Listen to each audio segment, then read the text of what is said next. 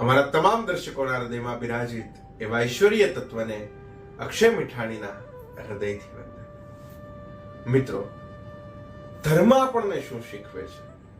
તો કે ધર્મ આપણને માનવતા શીખવે છે। ધર્મ આપણને આપણો વ્યવહાર કોઈક બીજા સાથે કેવો હોય એ શીખવે છે।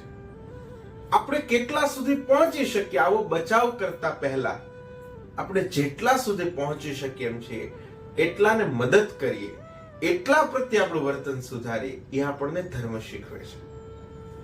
આપણે ઘણા જ અત્યારે બહુ સારો સમય આવી ગયો છે।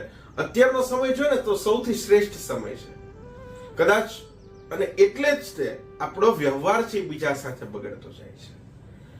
એટલે જ તે કદાચ માની લો કે કરોડો રૂપિયા હોય અને શેઠ ખૂબ જાહ જલાલીમાં જીવતા હોય, ઘરમાં કચરા પોતા વાળા કચરા પોતા કરતા હોય, વાસણ વાળા વાસણ કરતા હોય, અને છોકરાઓને સ્કૂલે મૂકવા લેવા માટે પણ માણસો હોય, પણ તો આ 4-5 જણાનો પરિવાર હોય તો એને રસોઈ બનાવવા માટે અડધી કલાકનો જ સમય લાગે, છતાં શેઠાણીને અડધી કલાકનો સમય હોતો નથી। એટલે એટલા માટે થઈને મહારાજ રાખે છે, એટલા માટે થઈને ઘરમાં રસોઈયા રાખે છે। હવે રસોઈયાને 5 જગ્યાએ રસોઈ બનાવવાની તો એની વિચારધારા ક્યારેય સરખી ના હોય, એના આર્થિક સંઘર્ષ પણ એટલો હોય, એટલે એના મનમાં વિચારો તો એ જ ચાલતા, એ જે વિચારોથી રસોઈ બનાવશે એવા વિચારો આપણામાં ઉતરતા હોય છે। તો જો શેઠ પરિવાર ચલાવવા માટે કરોડો રૂપિયા કમાતો એની 8 કલાક મહેનત કરતો હોય તો શેઠાણી અડધી કલાક સારી રસોઈ ન બનાવી શકે, તો એની તબિયતમાં પણ ફેરફાર થશે, એના વિચારોમાં પણ ફેરફાર થશે। તો ધર્મ આપણને એ શીખવે છે કે આપણે ક્યાં કોની સાથે કેવું વર્તન કરવું, અને એટલે સ્ત્રીઓ તરફથી ભૂલ છે એવું નથી, પુરુષોની પણ જવાબદારી છે। પુરુષ 8 કલાક નોકરી કરીને આવે, ઘણા લોકોનું તો જીવન એવું થઈ ગયું છે કે પૈસા કમાવા માટે જીવે છે કે જીવન જીવવા માટે પૈસા કમાય છે એ આપણને ખબર જ નથી પડતી। એકલી હાય બળતરા કે સંતોષ નામની વસ્તુ નથી જોવા મળતી, અને આ સંતોષ મેળવવો હોય તો એને સત્સંગ રાખવો પડશે।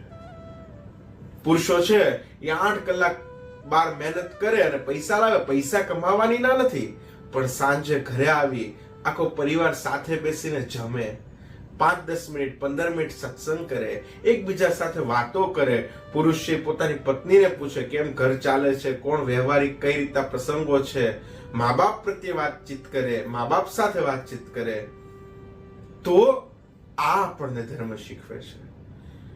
એક વ્યક્તિએ સરસ મજાનો સવાલ પૂછેલો કે સંપર્કમાં અને જોડાણમાં બેમાં શું ફેર છે? તો અત્યારે છે ને તકલીફ એ થઈ ગઈ છે કે આપણે બહારના જોડાણ વધી ગયા છે, પણ ઘરના છે ને ઘરમાં સંપર્ક જેવું વાતાવરણ થઈ ગયું છે। તમારા કે મારા કોન્ટેક્ટ લિસ્ટ ની અંદર 5000 નંબર હોય કે 500 નંબર હોય સેવ કરેલા, પણ બધા સાથે આપણે એટલું વાતચીત નથી કરી શકતા। આપણે જયારે બીમાર હોઈએ, આપણે જયારે જરૂરિયાત હોય ત્યારે તો પેલો આપણો ઘરનો જવાબ વ્યક્તિ જ આપણને યાદ આવે છે।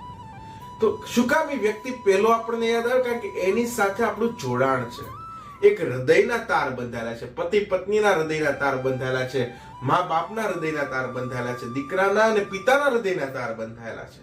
તો એ વ્યક્તિ આપણને પેલો યાદ આવશે, અને એ વ્યક્તિ પેલો યાદ આવતો એટલે જ તે ક્યારેક ગુસ્સો પણ એની ઉપર થતો હોય, આપણે ગુસ્સો ઉતારવો હોય તો એ કા આપણી પત્ની ઉપર, કા આપણા છોકરા ઉપર, કા આપણા મા બાપ ઉપર જ ઉતારતા હોય। કોઈ બહારના વ્યક્તિને કદાચ 500 નંબર હોય ડાયરીમાં, તો એમાંથી કોઈને ફોન કરીને આપણે ગુસ્સો ના ઉતારી શકીએ। તો શું કામ? કારણ કે એની સાથે આપણું જોડાણ છે, કે હૃદયના લાગણીના તારનું જોડાણ છે।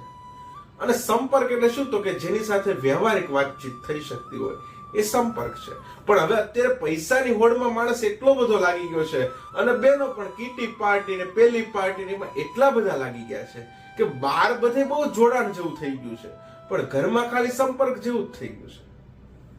અડધી કલાક માંડ બધા બેઠા હોય ને ઔપચારિક જે વાતચીત થતી હોય, તો આપણને ધર્મ એ શીખવે છે કે પેલા આપણું ઘર પરિવારને આપણે સાચવીએ। જો ઘર પરિવારમાં પ્રેમ હશે તો માણસને બહાર બધી જ જગ્યાએ સંપૂર્ણ પ્રેમ મળી રહેશે। ઘરના પરિવારના સભ્યો ખુશ હશે, એમને સાથે વાતચીત કરીએ, એમની સાથે આપણો વ્યવહાર સુધારીએ, તો ક્યારેય વૃદ્ધાશ્રમોની જરૂર નહીં પડે। વૃદ્ધાશ્રમમાં શું કામ મા બાપને જવું પડે? એવું નથી કહેતો કે એકલા દીકરાની જ ભૂલ હોય, ક્યારેક મા બાપની પણ ભૂલ હોય છે। અને એક સરસ મજાનું એક ઉદાહરણ છે કે જો મા બાપે ઘરમાં સુખીથી રહેવું હોય ને તો દીકરા કરતા દીકરાની વહુને વ્યવસ્થિત રીતે સાચવે ને તો એ મા બાપ સુખી રહી શકે.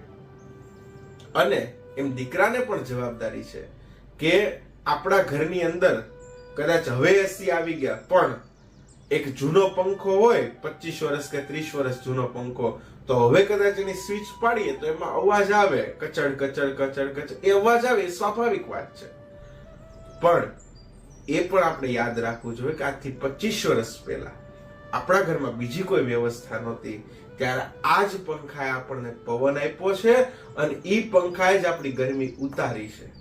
એટલે હવે એમાં અવાજ આવે ને તો એ આપણે સાંભળી લેવાનો હોય. એમાં મા બાપે પણ આ ઘરને જે ઘર તરીકે સાચવી રાખ્યું છે, એક નાના એવા બીજમાંથી જે મોટું વટવૃક્ષ બનાવ્યું છે, તો હવે એના સ્વભાવ પ્રમાણે એને જે દુનિયાદારી જોઈ છે, તો કદાચ એના સ્વભાવમાં થોડો ઘણો ફેરફાર હોય, એના મતભેદ હોઈ શકે, કદાચ વિચારો અલગ પડતા હોય, પણ મનભેદ ન હોય, એ પોતાના સંતાનોનું ક્યારે અહિત ન ઈચ્છતા હોય, તો આ બંનેની જવાબદારી છે.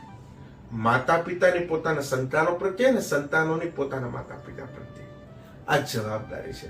અને આ આપણને ધર્મ શીખવે છે. ધર્મ આપણો શું શીખવે છે કે કોઈ પારકા સાથે પણ ખરાબ વ્યવહાર ન કરવો, તો પોતાનાની તો વાત જ ન રહે. અને એટલા માટે આપણે હંમેશા પહેલા આપણા ઘરના વ્યક્તિનું ધ્યાન રાખીએ અને એમની સાથે સંબંધ સુધારેલો હશે તો બહારના ઓટોમેટિકલી બધા સાથે સંબંધો સારા થતા જશે. એટલા માટે થઈને એવો વ્યવહાર રાખીએ, એ વર્તન રાખીએ, એ આપણને આપણો ધર્મ શીખવે છે. એ જ વિચાર સાથે અક્ષય મીઠાણીના જય સિયારામ.